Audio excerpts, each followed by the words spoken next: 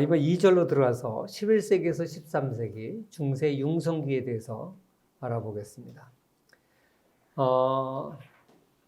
중세 초기 500년 동안 서서히 인구가 회복을 돼서 500년에서 약 700년에 거치는 동안 중세로 서로마 제국 멸망 당시의 인구를 회복한다, 이런 얘기를 했죠. 그러니까 이제 인구가 증가되고 사회가 안정되면서 중세 융성기로 들어가게 되는 거죠. 그럼 왜 이제 인구가 증가했느냐?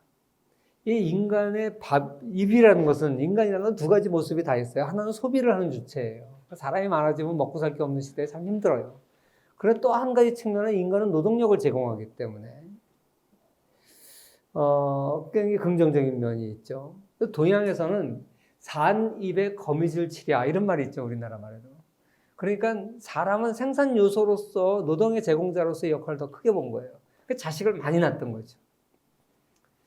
근데 이거 하나는 알고 둘은 모르는 거야. 그 많은 자식이 또 먹어야 되니까 그 한 사람의 애가 태어나서 걔가 생산에 기여하는 게 그 소비하는 것보다 클 때 자식을 놓는 거예요. 요즘 젊은이들이 애를 안 놓습니다. 왜? 비용이 너무 많이 들어. 교육도 시켜야 되고 학원비도 내야 되고. 그래서 요새 젊은이들이 안 내. 그리고 자기의 즐거움을 누리는데 방해가 되고, 주말이면 놀러 다녀야 되는데 애 봐야 되고, 그게 코스트가 많이 든다고 요새 사람들이, 젊은이들이 사람을 안 낳아요. 애를 안 낳아요. 아무튼 이렇게 인간이라는 것은 양쪽 측면이 다 있는데,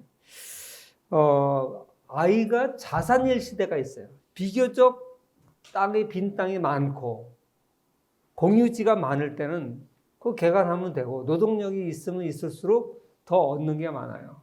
그럴 때는 아이를 많이 낳겠죠. 그래서 이런 걸 우리가 규모의 경제가 형성되는 시기다, 이렇게 얘기해요. 우리가 장기 비용 곡성이 떨어지는 구간은 규모의 경제 영역이다, 이렇게 경제 원론에서 얘기하잖아요.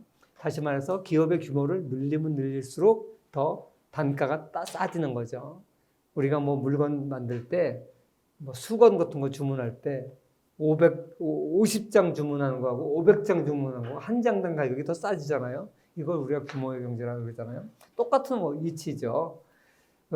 사람이 인구가 작을 때는 빈 땅들이 널려 있고 비옥한 땅이 널려 있으니까 자식이 늘어나도 그 경작에서 얻는 이득이 자식을 키우는 비용보다 더 많아요. 그러니까 애를 계속 낳게 돼요.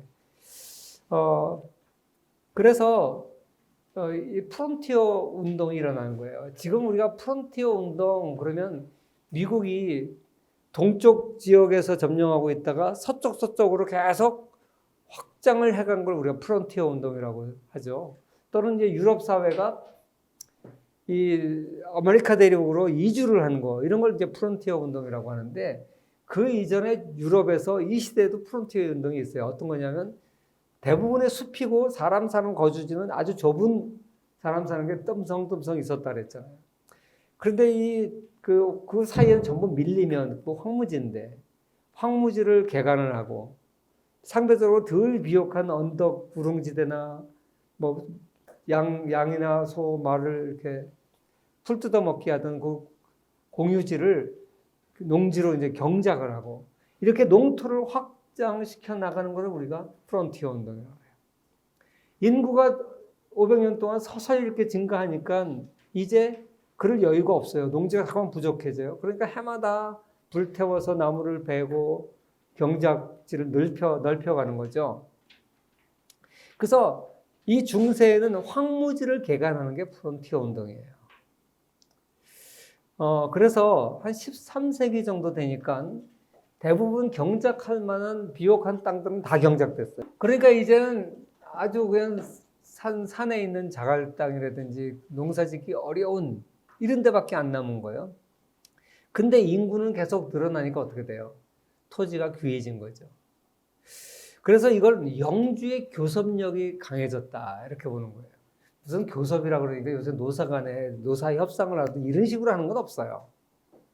그러나 아무리 힘없는 농노라 할지라도 영주한테 집단적으로나 개인적으로나 요구를 할 수 있을 거예요. 그러니까 영주가 농노를 자꾸만 어떤 힘센 농주는 무력으로 억압도 하겠지만 힘의 균형이 아무래도 영주에게 이제 점점 유리해지는 거예요. 왜? 땅을 갖고 있는 건 영주고 노동을 갖고 있는 건 농노잖아요. 그러니까 사람은 많아지고 땅은 귀해지니까 영주의 교섭력이 세지는 거죠. 그래서 점점 수학 체감도 나타나고 그러면서 영주의 파워가 세집니다. 그런데 이게 완전히 이제 더 인구가 많이 늘을 때 계속 이러한 이제 추세가 생기면서 서서히 이제 노동지대가 없어져요.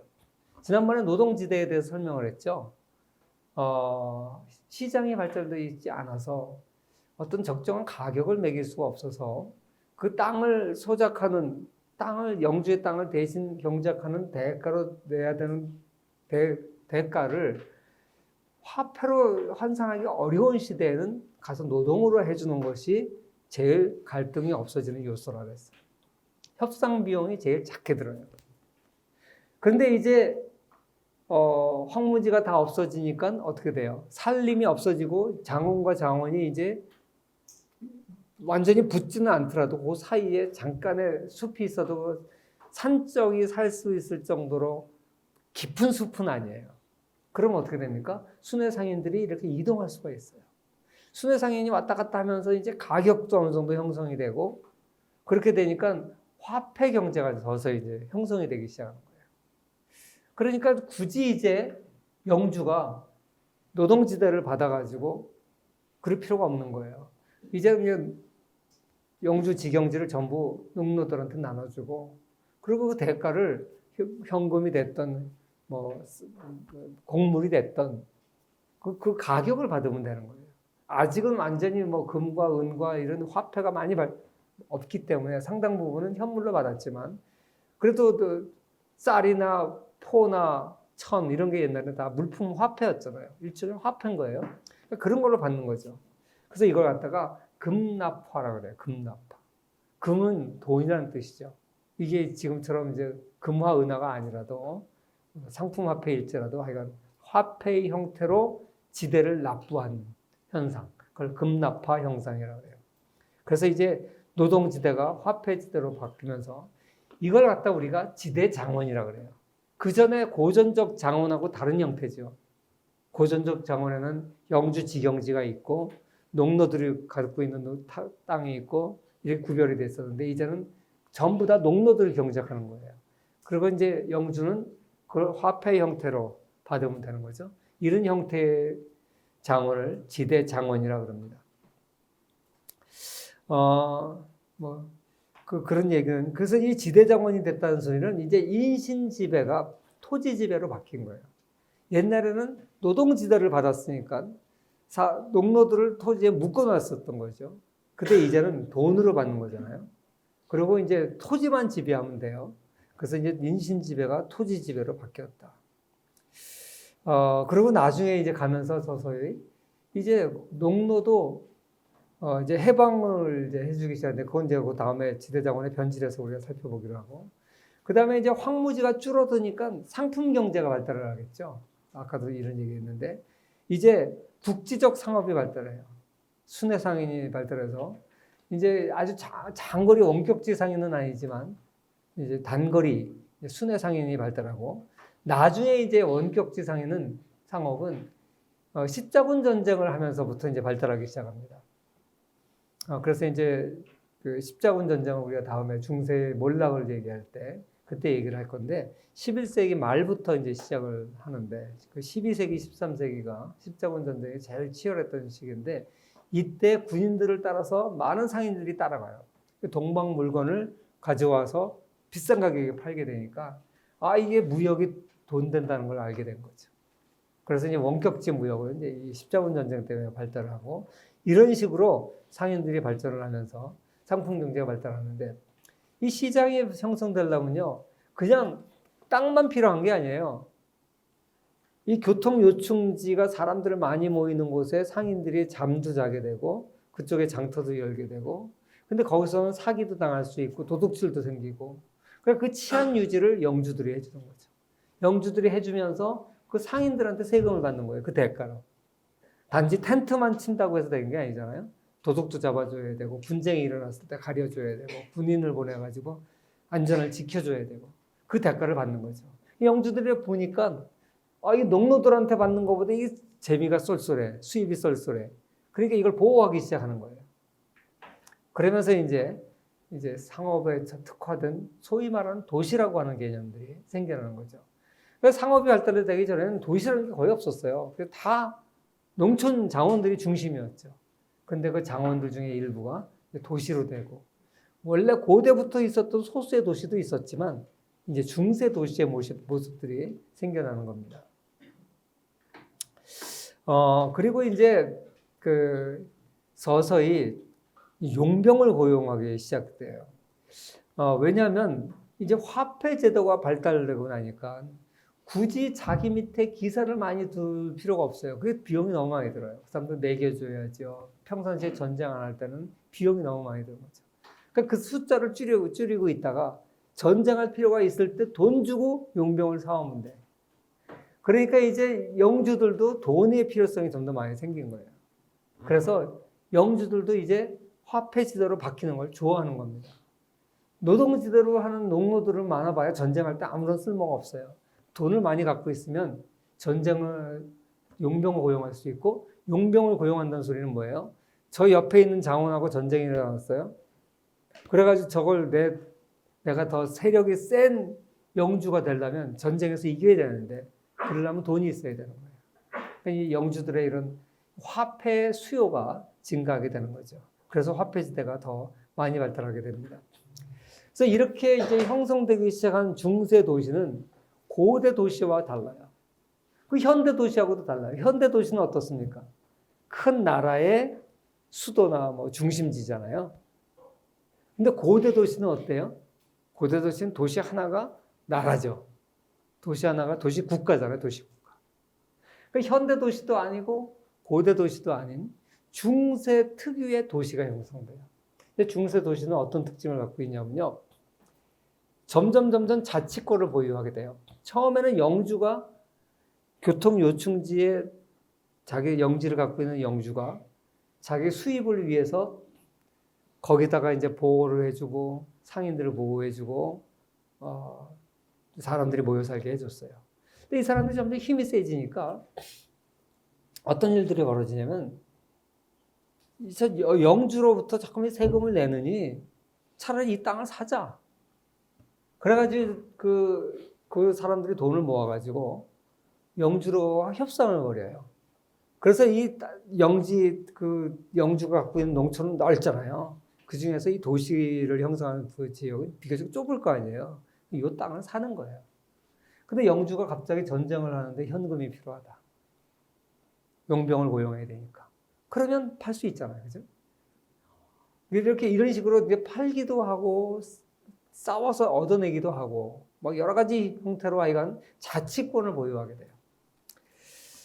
그런데 이 자치를 할 때 이 상인 한 사람 한 사람들이 초기에는 아직 독립된 형태의 힘이 없어요.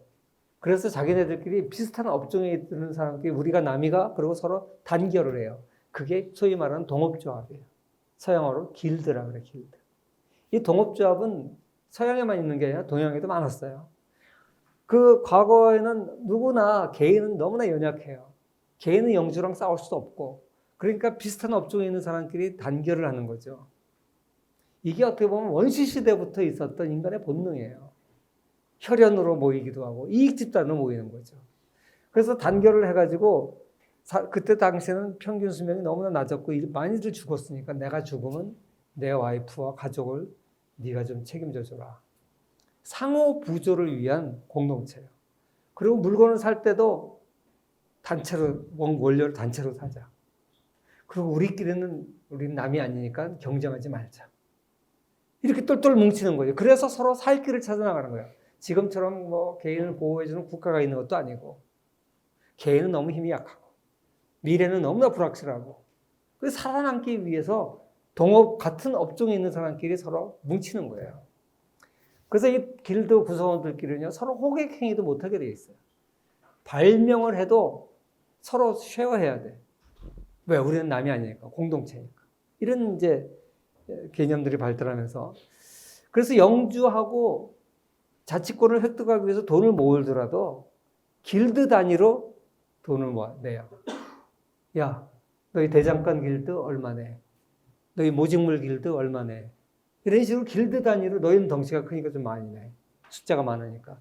너희는 조그마니까 조금만 내. 이런 식으로 길드 단위로 돈을 모아가지고 그걸 가지고 이제 사는 겁니다. 그리고 이 중세 도시는요, 나름대로 울타리도 이렇게 성도 만들고 보호해야 되니까. 그래서 군대도 둬야 돼요. 그래서 자치 군도 두고. 그래가지고 이런 거 모든 것을 다 그 도시 다니면서 자치적으로 했다. 내가 이거 지난번에 이제 여행을 하면서 찍은 거예요.